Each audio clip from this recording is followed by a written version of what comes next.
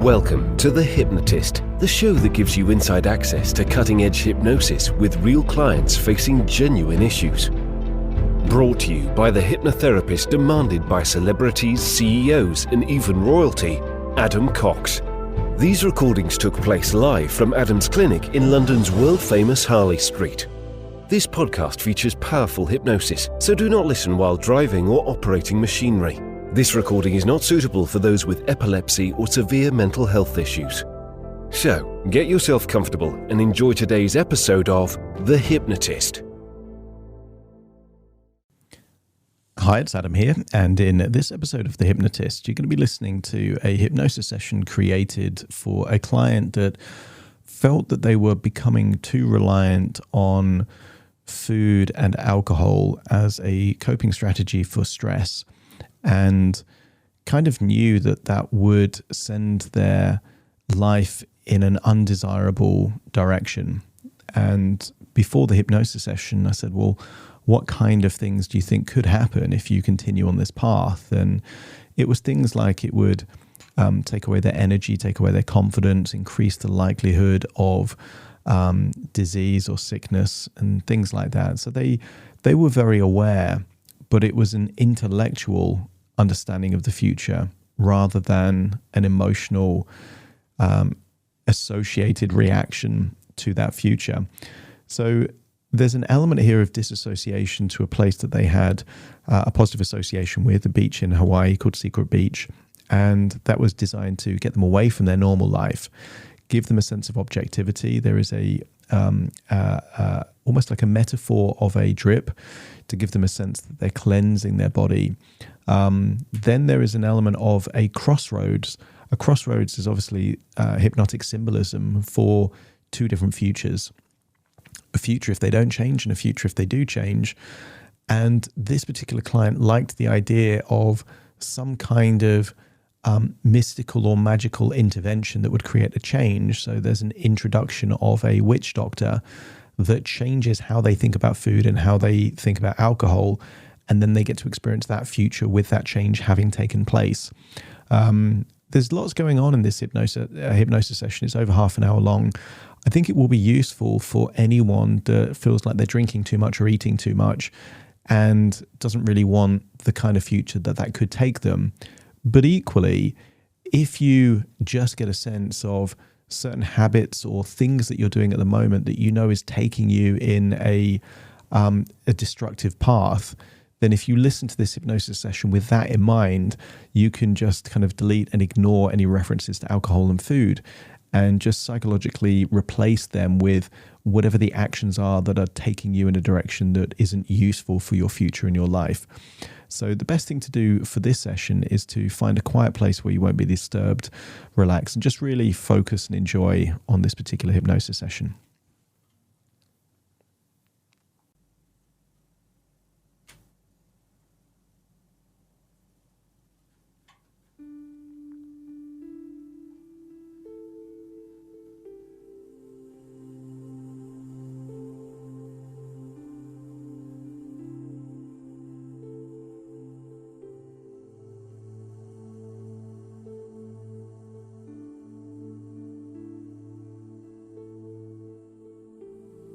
Take a deep breath in. And as you breathe in a resourceful feeling of relaxation. And as you exhale, give permission to yourself to let go of any feelings of worry, tension, or stress.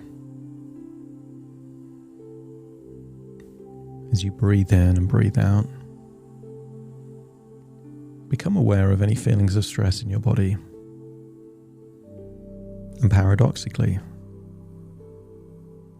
I want you to imagine what it would be like if you amplified that stress.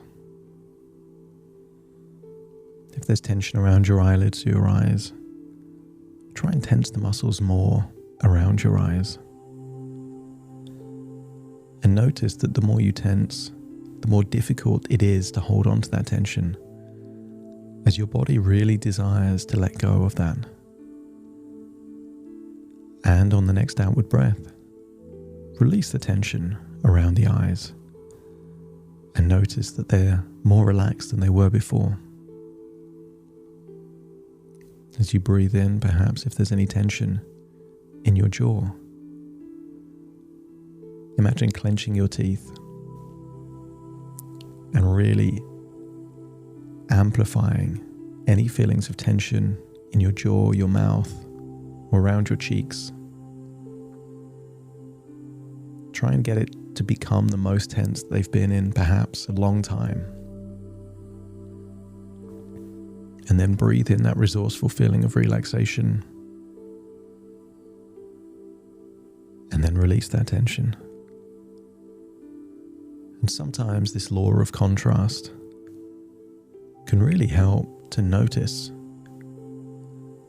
how much more relaxed that tension is when you increase it before you let it go. I want you to get a sense that you're becoming more aware of tension in other parts of your body. And one by one, I want you to imagine that whenever you notice tension, you have the desire to increase that tension before letting it go. And in many parts of your life, that will echo what tends to happen when you're procrastinating. The procrastination is an avoidance of stress. But by avoiding the stress, you maintain the stress for longer. And paradoxically, just doing the thing creates more stress in the short term to completely let it go in the long term. So each time you identify stress, be willing to make yourself more stressed, just long enough to let it go. Training your mind and your body to not fear stress, to not fear worries, to not fear anxiety. Because anxiety is like shadows, and action is like light. And when you move towards them, don't be surprised that the stress, the anxiety, the worries that seem prevalent, that seem ongoing, just seem to disappear. Continue to breathe in and breathe out. And I want you to imagine looking at an atlas. I want you to imagine looking at the Pacific Ocean. I want you to notice how big that ocean is and see a few islands just there in the middle of that Pacific. Focus on one island in particular. And I want you to use the power of your imagination to imagine a secret beach on a Pacific island where nobody else is. And as you focus on that island, on that atlas, just in your imagination, I want you to imagine what it would be like to travel through space and time, to imagine seeing the beach from above, seeing the clearness of the water, perhaps the whiteness of the sand, maybe trees, a cove, cliffs or nature. And I want you to focus on one tiny thing on that beach.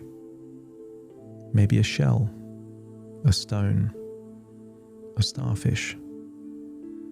Just notice one tiny thing on that beach. And then imagine what it would be like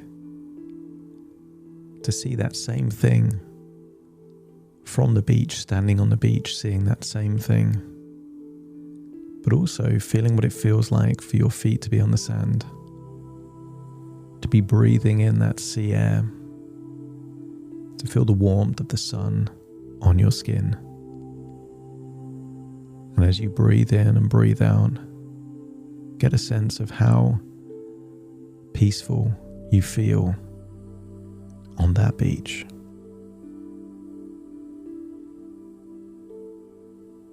I want you to imagine walking down the beach until you find the perfect part of the beach with the perfect view of the ocean.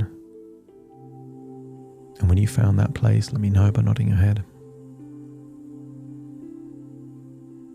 That's it. And I want you to imagine what it would be like for something relaxing to be there on that beach in that place. Maybe it's a comfortable cabana. Maybe a sun lounger. Maybe a large beach towel or blanket on the sand. Or perhaps even a hammock. Whatever comes to mind is exactly the right thing for you. Something that evokes feelings of being far away from stress and problems. A time for reflection, relaxation, and change. And you may have already noticed in your life that sometimes your best decisions and your best ideas come when you're outside of your normal life. A vacation, a trip, a conference somewhere far away enables you to look at your life like you're someone else. And when you do that, sometimes big decisions seem so obvious because you get to see yourself through the eyes of a stranger looking at your life. And I want you to imagine you're now lying or resting on whatever that thing was that represents relaxation. Maybe the hammock, maybe the blanket, the lounger, or the bed. Position your body on that so you can still feel the sun on your skin, still hear the gentle breaking of the waves, and get a deep sense of feeling deeply and totally relaxed. Breathe in and breathe out, but imagine you're breathing in more of that resourceful feeling of relaxation. But as you're breathing in that resourceful feeling of relaxation, I want you to imagine, bizarrely, that you are connected to a drip, the kind of thing that you might see in a clinic or a hospital. And I want you to imagine this drip contains not just pure water to hydrate your body, but imagine that it is infused by all the essential nutrients that your body needs. I want you to imagine that this drip cleanses your body of any toxins, anything in your body that you might be addicted to, have cravings for. And imagine that this drip is connected to your body. And therefore, as you breathe in and breathe out, imagine that your respiratory system is breathing in resourcefulness and breathing out any feelings of tension and stress. And the drip is also doing something at a biological level, giving you a sense of feeling healthy, alert, full of energy. And I will count down from 10 to 1, and I want you to imagine that with each descending number, you're feeling 10% deeper relaxed, drifting into a deeper state of your own imagination. But also, I want you to imagine that the drip is doing its job of preparing your body for a physical change. Starting to count 10. Eyelids getting heavier and heavier, almost feeling like they're stuck down. 9. Forehead,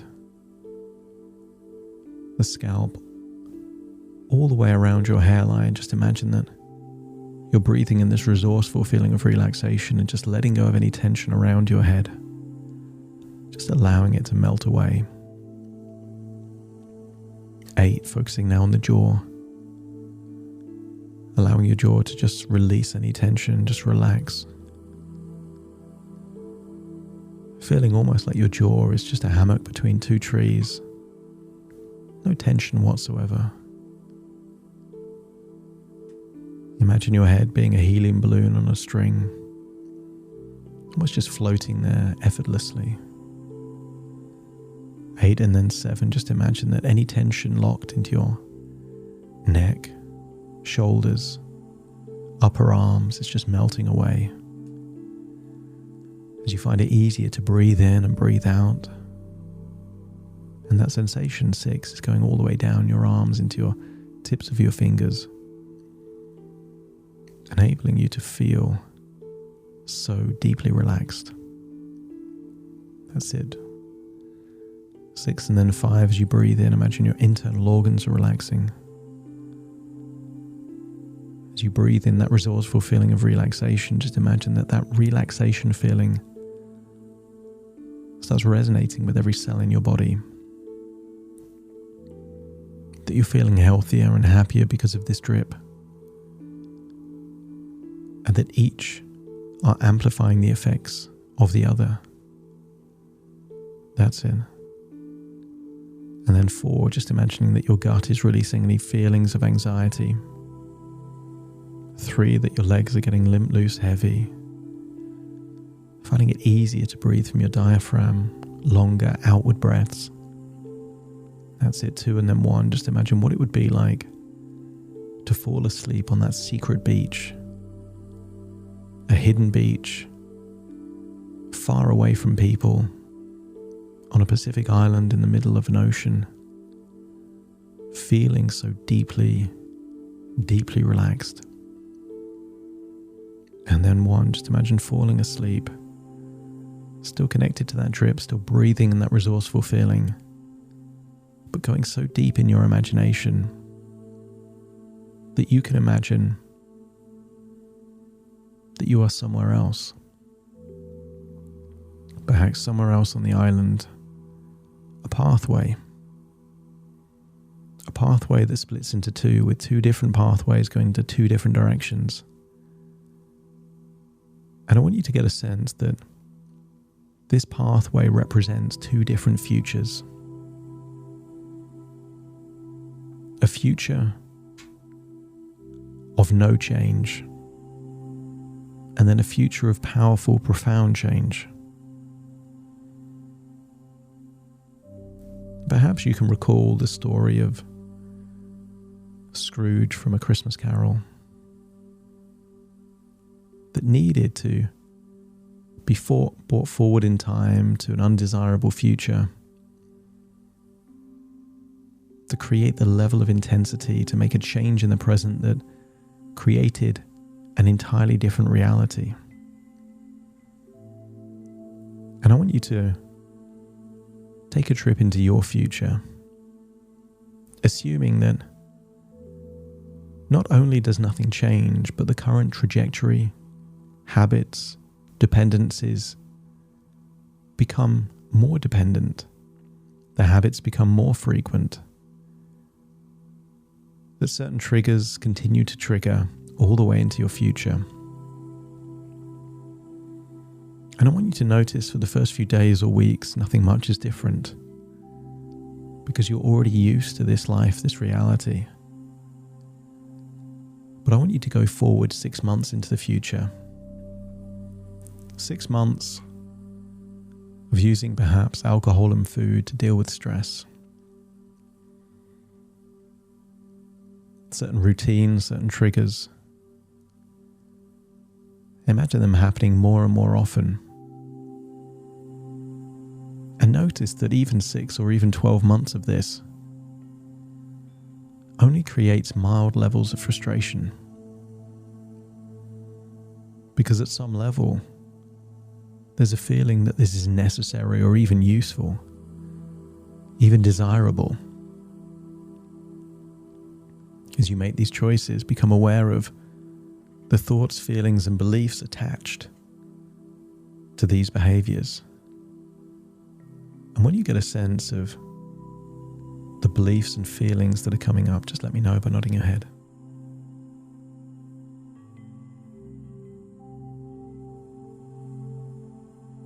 I want you to notice that everything makes sense because it's proportionate to an evaluation. And I want you to get a sense that this evaluation is necessary for you to keep doing this behavior. And maybe there are other evaluations, but this future are dependent on these evaluations. These thoughts, these evaluations are the legs of a table of this future. And we can change this future simply by questioning those evaluations. But first, let's go further into the future. I want you to imagine that not only does nothing change, but things continue to have a bigger impact on you emotionally, physically, psychologically. 5 years of no change, and realize that there has been a change to your weight and you've got heavier, a change to your levels of health, frequency of sickness. That by using food and drink as a coping strategy, it was just escapism. Meaning that when you add up all of those minutes and hours, days or even weeks of your life, have been you escaping your own reality, not being present. But 5 years, there isn't really any devastating health impacts. Perhaps there's just the occasional fall, and I want you to imagine what it would be like falling 5 years from now if you were heavier and less healthy. And not just 5 years older, but 5 years older carrying all that excess weight. How much more painful would it be to take a fall? How much more bruising would take place? How much longer would it take to heal? And I want you to get a sense of an increasing desire to change, but not enough to actually change yet. We have to go to a darker, more devastating place first. I want you to imagine going 10 years in the future. 10 years of being reliant on food and alcohol to deal with emotional problems. Maybe this has had an impact on your confidence and self-esteem. And it's not unusual for people that don't like who they see in the mirror to become even more dependent on the coping strategies that change their emotional state. One thing can feed on something else, which then feeds on something else and creates this snowball effect. And I want you to imagine that this snowball effect is affecting your life. And perhaps there are times where food is still enjoyable. You can laugh as you drink a glass of wine. It's not the act itself that's an issue, it's the dependency on the act. And again, think of what evaluations you're making to justify this behavior.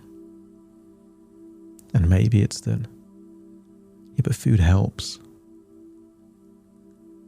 Maybe the evaluation is that you need a glass of wine in order to cope. Become very aware of the evaluations that you're making 15 years in the future of not changing. And maybe you're at the age yet, or maybe not quite, where you start making the evaluation that it's too late to change. In the life of a smoker, they reach a point where they evaluate all the damage to their body, their lungs, their skin and their aging, that they realize that even if they gave up, the damage has already been done. And I don't know if 15 years from now you would make that evaluation in terms of the physical consequences on your body. But I want you to go forward in time until you do make that evaluation. And perhaps it would take some kind of health issue, maybe a disease, a diagnosis, maybe even a warning that you have only a certain amount of time left. I want you to go forward in time, not perhaps to the inevitable, just the possible consequences of taking this timeline into your future. And when you're at the point where you're becoming face to face with the consequences of this future, a devastating future, let me know by nodding your head. I want you to evaluate what it now means. What it means for your health, for your life, for the people you care about the most. But I also want you to evaluate what you're going to miss out on. All those things that may not be possible as a result of the physical changes to your body as a result of these consequences.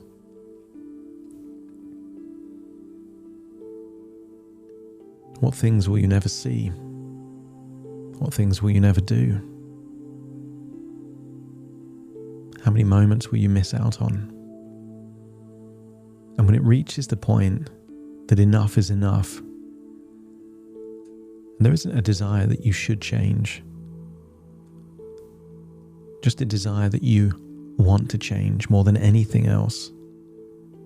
And when you're at that point where change is a must rather than a should, let me know by nodding your head. That's it. I want you to imagine that you're going back in time even before the present. And I want you to imagine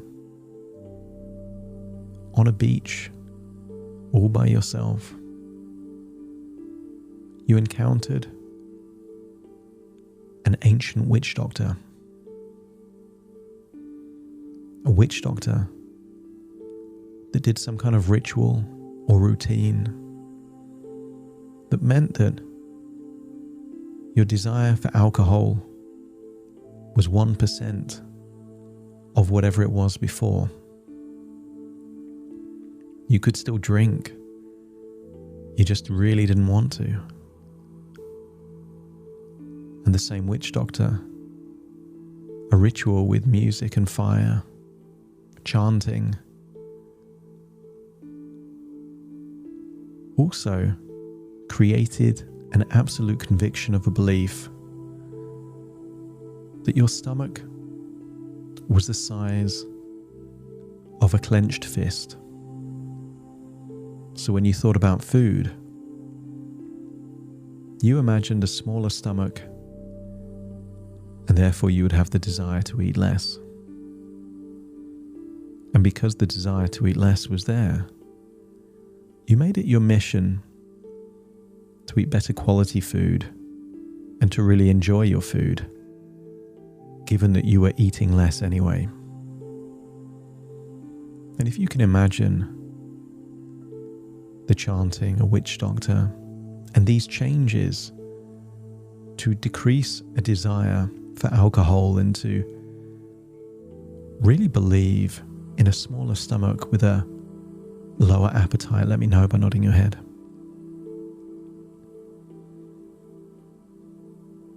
And then I want you to imagine you're back at the crossroads, but with that belief that you don't desire alcohol, and the belief that there's a desire to eat less because of a smaller stomach. I want you to imagine going down that path and experiencing that future. Notice quickly that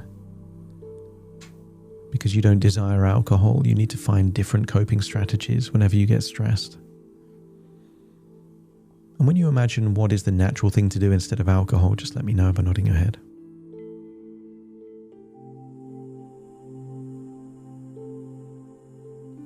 And then imagine sometimes perhaps You might snack on food if you're bored or stressed. But because there's a deep belief that your stomach is smaller, maybe you can imagine alternative behaviors. What to eat at mealtime. Notice the desire to snack has disappeared to nothing.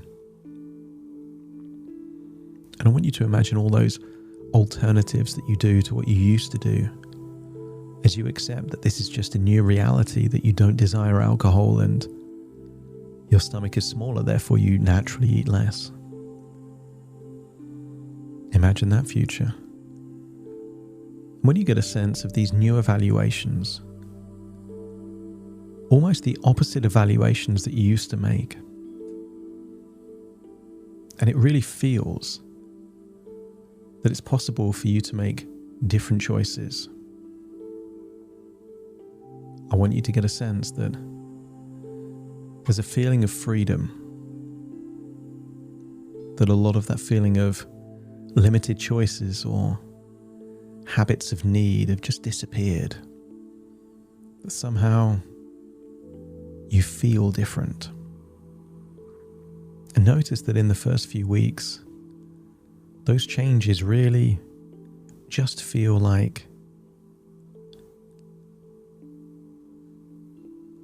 you're getting used to a new version of you.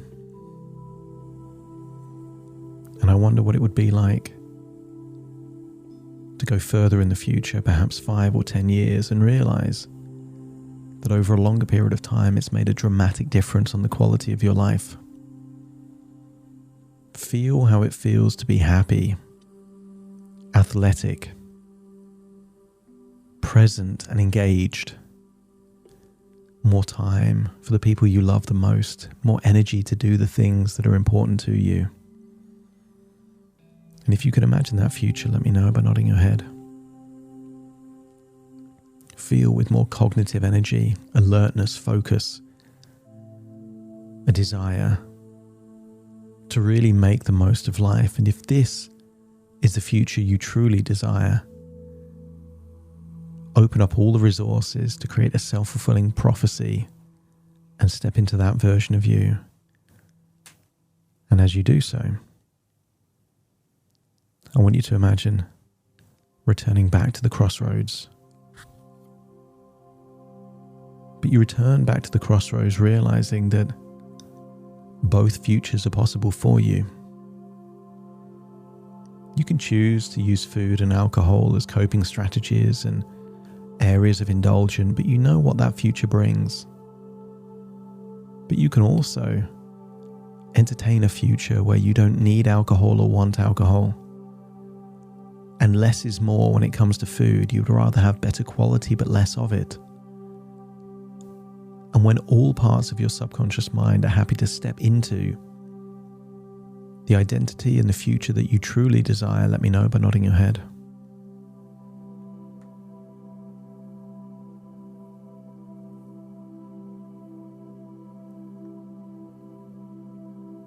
If there's any resistance, I want you to reassure that resistance that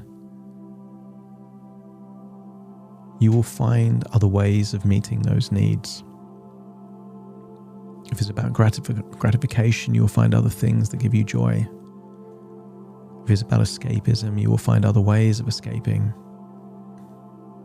And when all parts are ready to fully align with the future that you know will bring you the most joy, let me know by nodding your head. That's it. And then imagine returning to a beach where you find yourself awakening from a dream, but still connected to a drip, but feeling alert, full of energy, full of clarity to make choices that are powerful and profound to take your life in the very direction that you desire. And then imagine, as you walk down the beach, seeing perhaps a starfish or a shell or a pebble, and then feeling like you're floating up into the air, seeing that same item from the sky, zooming out from the sky, and then imagine that you're looking into an atlas, seeing an island in the middle of the Pacific, and then imagine that you're returning to the present, in your body, listening to my voice right now.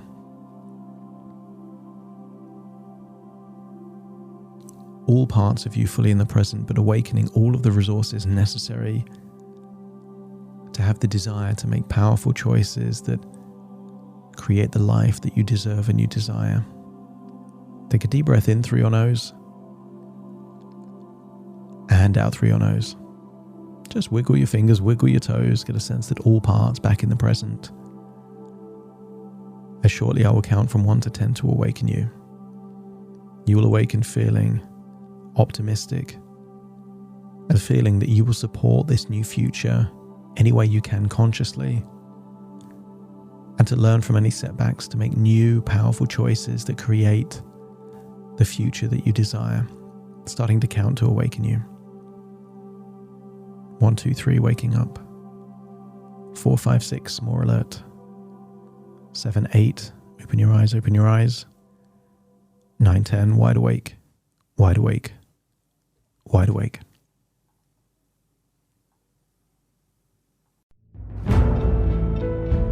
Thank you for listening to The Hypnotist with Adam Cox, the show that gives you inside access to cutting-edge hypnosis with real clients facing genuine issues. To automatically receive the latest episodes, please subscribe. If you'd like to support the show, please share this episode with just one friend you think it could help. And if this episode helped you, please leave us a 5-star review.